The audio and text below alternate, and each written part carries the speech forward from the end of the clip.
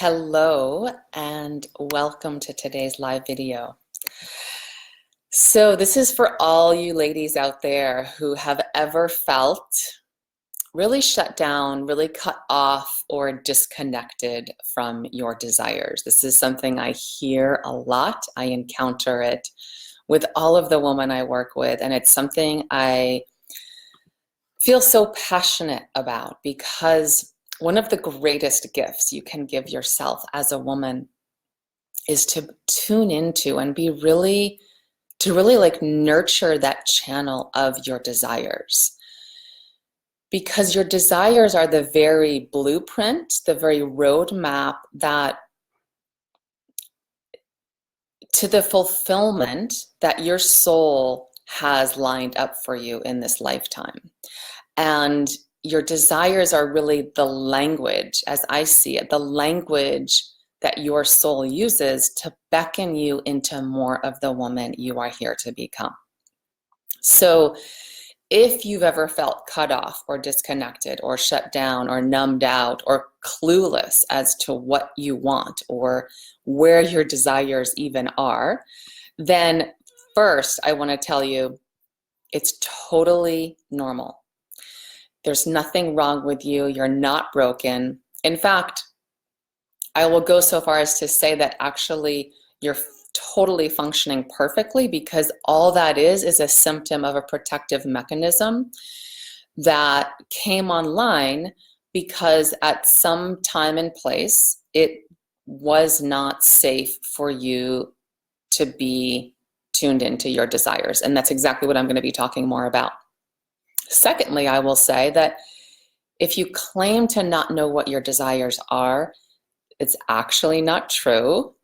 You do know what they are, but you've just practiced for so long or it's just sort of become a default habit that they're not online. They don't feel at your disposal. They don't feel accessible to you. So it presents itself as they don't exist. I don't know what they are. I can't feel them. So I'm going to be addressing all of that for you today. And I will say that it's also a really common symptom I see among all of the women I work with, this tendency to give up on themselves, to really give up on themselves, give up on their dreams, give up on their desires on some level. And the risk is that when we do this, we start, like I was saying, lying to ourselves that we don't really have desires, that we don't really want what we want, that it's not really important and significant and valuable. It's not worth it. And a part of us can start to wither and go numb and even start to die and go dormant inside, and which means less of us is here in our lives. Less aliveness is circulating through us. And then we suffer from living a half-lived life. So if you've been feeling cut off, if you've been feeling kind of flatlined, clueless, I am going to give you some really practical, accessible, simple ways to begin unraveling, kind of unkinking the hose, starting to flow that channel, open that channel up again as we go here. Someone just joined.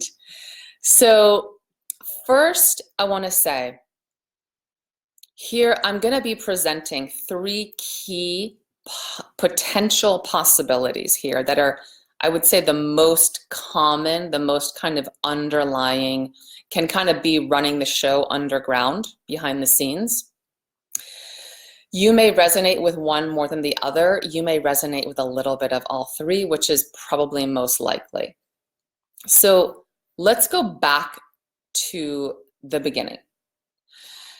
When you were like, if you grew up in an environment that was at all, let's say, in which there was any degree of volatility, any degree of unpredictability, insecurity, even drama, or abuse, then most likely you trained yourself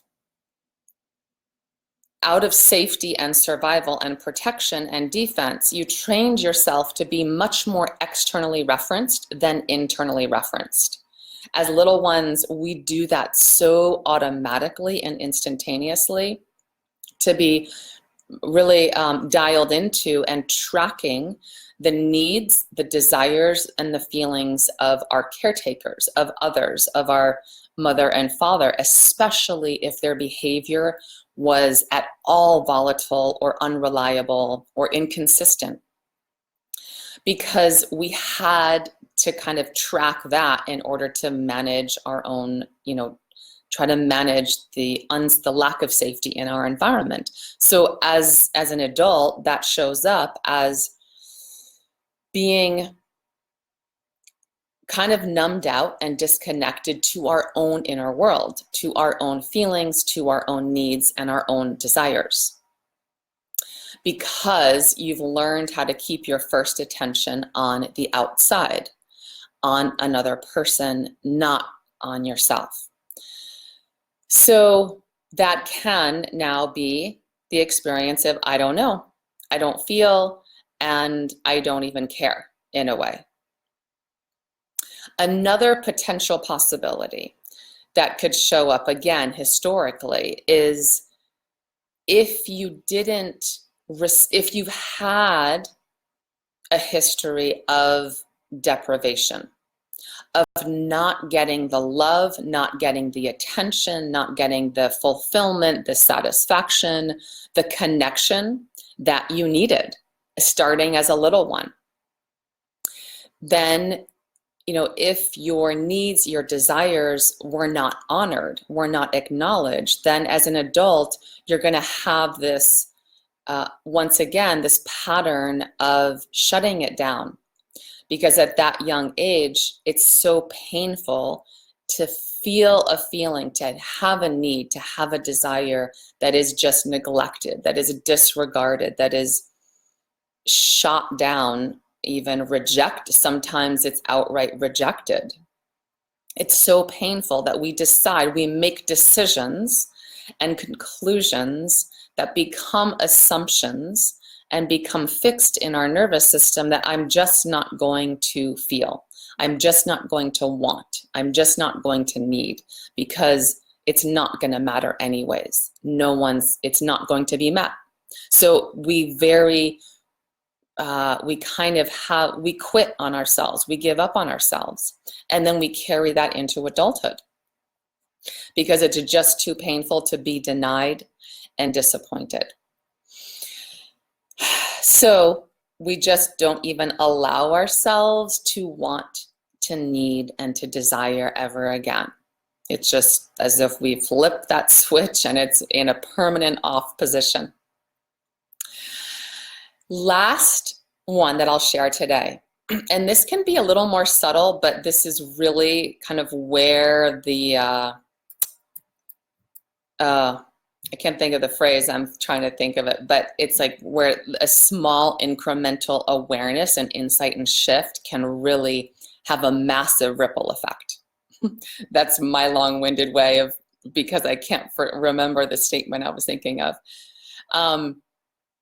So if you're feeling cut off or clueless about what you want and what you desire, then like I hinted at the beginning, it's simply a way of, it's basically a disguise. It's like a decoy for protecting a smokescreen, let's say. Protecting yourself from a potential threat or negative consequence. So you want to get curious about what that could be. What is in the way? You can just start to inquire and get curious. What is actually in the way of me knowing, owning, and claiming my desires? What would be, get curious and ask yourself, what would be a potential downside or disadvantage to knowing what I desire, to allowing myself to feel my desires and allowing myself to own them and go after them. Maybe you don't feel worthy. Maybe you don't feel deserving. Maybe you're afraid of the potential disappointment. There's sort of the assumed failure. So you kind of give up before even starting. Maybe there's a fear of what would be required of you to actually move forward and follow up on them. And so you'd rather, playing small and staying complacent just feels easier. That's sort of the default mode. Maybe there's a fear that you don't have what it takes, that you're not good enough, that that's for other people but not for me, right? There's a long list of reasons, and we all share so many of them. If you're not able to access your desires, it can also be because your mind has some really good reasons why having your desire and fulfilling those desires would not be a good idea, would potentially be dangerous according to maybe some of your historical conditioning or your family system. Some way that having your desires fulfilled could threaten the status quo of your current life. It could threaten the status quo of a significant relationship. It could pose a potential threat or negative consequence to yourself or someone you deeply care about and whose love, acceptance, and approval you are attached to keeping. So essentially all of that comes down to, in order, and I actually just posted something on this today, so check that out. In order for us to feel our desires, have our desires fulfilled, and actually receive them into our body, into our reality, into our three-dimensional reality experience, it has to be okay. It has to be safe. It has to be danger-free on all fronts. According to you, today, as well as according to all of those sort of unconscious memories, patterns that essentially based on your upbringing, you will have sort of commitments of loyalty within your family system. So that's what I mean by you want to get curious on whom could this be the most, like if I were to fulfill my desires, on whom might it be the most difficult? Living or dying, or yourself. So those are the three main categories under which these symptoms will, or that will precipitate the symptoms of not knowing, convincing yourself that you don't know and you don't feel and you don't have your desires. So how do we start to unravel this? How do we practice a different relationship, cultivate a different relationship with our desires? I have a lot of practices around this, but I'm going to give you 3 simple ones today to start applying, that you can start applying right away. The first is really designed to make that shift from being, like I said, the very first category, being more externally referenced, having your first attention on others, on the outer environment, than on yourself and your own inner domain, is to consciously, intentionally take pauses throughout your day. As often as you remember, set an alarm clock if you want to get really serious about shifting this relationship and making it a priority. And you check in. You simply kind of do that 180 from having your attention, all the tendrils of your awareness externalized. And you kind of do that 180, collect your awareness, your presence back inside the moment. And you just start to notice what you're feeling inside. Getting really deep in your body. Grounding into the now moment. And open to what I'm feeling. Take some deep breaths with that. Give it some space and time to come online. You're exercising a new muscle of being internally referenced. From there, you can start to then, the next step is open up to a desire. You can say, given what I'm feeling, what am I needing? What am I desiring? Or what would help me feel better, feel more of what I want to feel? Another way of doing this is you can almost, once you've done that check-in, you have a gauge on a scale of 1 to 100, how empty or full do I feel? Like, how empty or full is my tank of nourishment, of satisfaction, of peace? I would go with nourishment. It's kind of a more general term, but whatever your desired, elevated state might be, on a scale of 1 to 10, where are you on that? And what is something I desire? What could I give myself in this moment to raise that number by 1 or by 10 points or by 20 points or by 30 points? It's gonna taking the gauge on the gas tank, it's gonna kind of reveal where the vacuum, where the void is, which is going to then allow a desire to surface, or multiple desires. So you're just tending to that really subtle kind of layering process and discovery process. And then lastly, you can start to, as you're going through your day, this is a really fun way to charge up the battery of your desire energy, is notice what feels good, what you like when it's happening. This is for you to do in real time. Notice what feels good when it feels good. And say to yourself, either silently or out loud, I like that. This feels good.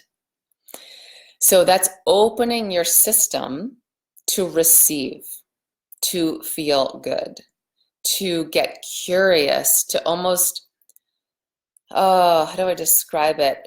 You're just calibrating your system to feel desire again. I don't really know how to describe it other than that. It is a recalibration, I would say.